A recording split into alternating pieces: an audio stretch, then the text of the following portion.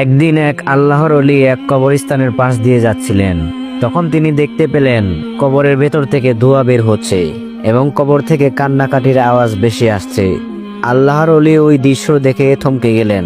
তিনি দাঁড়িয়ে দেখতে পেলেন দুইটা কবর থেকেই ধোঁয়া বের হচ্ছে এবং ভয়ঙ্কর আহাজারি শব্দ বেশি আসছে। এরপর আল্লাহর ওলি সেই পাশের একটি গ্রামে গিয়ে উঠলেন এবং গ্রামের কিছু লোক দেখে বললেন, আপনারা কি বলতে পারেন ওই কবরস্থানে দুটি কবর পাশাপাশি দেখা যায়? সেই কবরগুলো কাদের এবং কবরগুলো কার কবর? গ্রামের কয়েকজন লোক বলল, কিছুদিন পূর্বেই ওই পাশের গ্রামের একটি মেয়ের বাবা মা দুজনেই ইন্তেকাল করেছেন। তার বাবা চলে যাওয়ার 3 দিন পর মেয়েটির মাও চলে যান। ওই দুটি কবর তাদেরই। আল্লাহর ওলি তখন বলল, আপনারা আমাকে ওই মেয়েটির নাম এবং ঠিকানা দিন, আমি মেয়েটির সাথে দেখা করতে চাই। লোকেরা তখন বলল, হুজুর, আপনি এসব কি বলছেন? আপনি কি জানেন কে সেই মেয়ে? সেই মেয়েটি হলো গ্রামের একজন বিখ্যাত নষ্টা মেয়ে। সে দিনের বেলা হলে সারাদিন ঘুমায় আর রাতের বেলা হলে সারা রাত পরপুরুষের সঙ্গে কাটিয়ে বাজে কাজে লিপ্ত হয়। মেয়েটি দেখতে অনেক সুন্দরী, তাই অনেক দূর দূরান্ত থেকে পুরুষ লোক এসে মেয়েটির সাথে রাত কাটায় এবং মিলিত হয়। হুজুর, আপনাকে দেখতে তো একজন আল্লাহর বুজুর্গ ব্যক্তি মনে হচ্ছে, আপনি কেন ওই নষ্টা মেয়ের সাথে দেখা করতে চাচ্ছেন?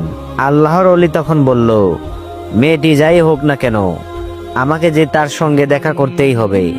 আপনারা বলুন, আমি কিভাবে মেয়েটির বাড়ি পর্যন্ত যেতে পারি? তখন গ্রামের আরেক দল লোক বলল, হুজুর, আমরা বুঝতে পারছি না, আপনি সবকিছু জানার পরেও কেন ওই মেয়েটির সঙ্গে দেখা করতে চাচ্ছেন?